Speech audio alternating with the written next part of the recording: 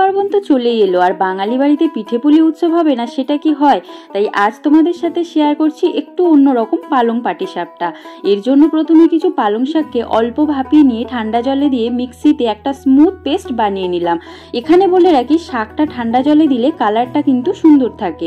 এখন প্যানে একটু জল দিয়ে কিছুটা পরিমাণ গুড়, নারকেল কোড়া, 1 চামচ মতো সুজি, এলাচ গুঁড়ো, কিছুটা ড্রাই ফ্রুটস ও সামান্য লবণ দিয়ে একটা সুন্দর পুর বানিয়ে নিলাম।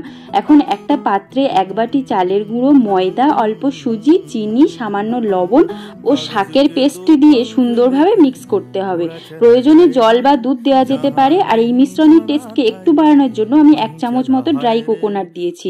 এখন প্যানে ভেজিটেবল অয়েল ব্রাশ করে মিশ্রণটি দিয়ে 40 থেকে 60 সেকেন্ড মতো লো ফ্লেমে ঢাকা দিয়ে উপর থেকে নারকেলের পুরটি দিয়ে ঠিক এইভাবে বানিয়ে নিলে একদম রেডি স্পিনাচ পাটিসাপটা।